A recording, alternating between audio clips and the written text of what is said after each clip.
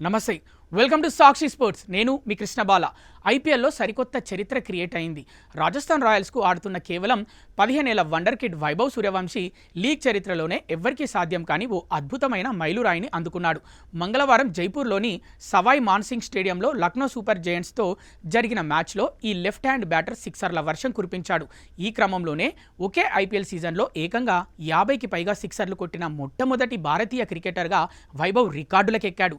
ఇప్పటి వరకు ఏ భారతీయ దిగ్గజ బ్యాటర్కు కూడా ఒకే సీజన్లో 50 సిక్స్లు కొట్టడం సాధ్యం కాలేదు.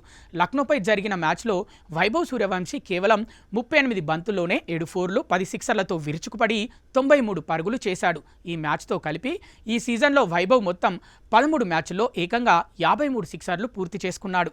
ఐపీఎల్ సుదీర్ఘ చరిత్రలో ఒకే సీజన్లో 50 లేదా అంతకంటే ఎక్కువ సిక్సర్లు బాదిన మూడో బ్యాటర్గా వైభవ్ నిలిచాడు.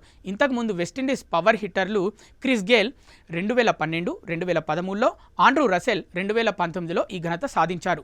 ఇప్పుడు 15 ఏళ్ల భారతీయ కుర్రాడు వీరి సరసన చేరడం క్రికెట్ ప్రపంచాన్ని ఆశ్చర్యపరుస్తోంది. ఐపీఎల్ ఒకే సీజన్లో అత్యధిక సిక్సర్లు కొట్టిన రికార్డు ఇప్పటికీ వెస్టిండీస్ లెజెండ్ క్రిస్ గేల్ పేరిట ఉంది. గేల్ 2012 సీజన్లో ఆర్సీబీ తరఫున ఆడుతూ ఏకంగా 59 సిక్సర్లు బాదాడు. ప్రస్తుతం వైభవ్ సూర్యవంశీ 53 సిక్సర్లతో రెండో స్థానంలో ఉన్నాడు. క్రిస్ గేల్ వరల్డ్ రికార్డును బద్దలు కొట్టడానికి వైభవ్కు ఇంకా కేవలం 6 సిక్సర్లు మాత్రమే అవసరం. రాజస్థాన్ రాయల్స్ ప్లేఆఫ్స్కు అర్హత సాధించకపోయినా లీగ్ దశలో మరో మ్యాచ్ మిగిలి ఉంది కాబట్టి వైభవ్ ఈ రికార్డును ఈజీగా దాటేసే అవకాశం ఉందని విశ్లేషకులు భావిస్తున్నారు.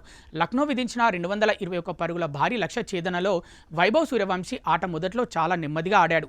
మొదటి 10 బంతుల్లో కేవలం 5 పరుగులు మాత్రమే చేసి పిచ్ను అర్థం చేసుకునే ప్రయత్నం చేశాడు. ఆ సమయంలో సహచర ఓపెనర్ యశస్వి జైస్వాల్ స్ట్రైక్ ఇస్తూ వచ్చాడు. అయితే ఒక్కసారి క్రీజ్లో సెట్ అయ్యాక మాత్రం గేరు మార్చి లక్నో స్పిన్నర్లు, పేసర్లపై దయ లేకుండా విరుచుకుపడ్డాడు. షార్ట్ పిచ్, వైడ్ బంతుల్ని స్టేడియం అవతలికి పంపించాడు. సెంచరీకి కేవలం 7 పరుగుల దూరంలో మోసిన్ ఖాన్ వేసిన స్లోయర్ డెలివరీకి క్యాచ్అవుట్ అయినప్పటికీ అప్పటికే రాజస్థాన్ జట్టును విజయం అంచులో నిలబెట్టాడు.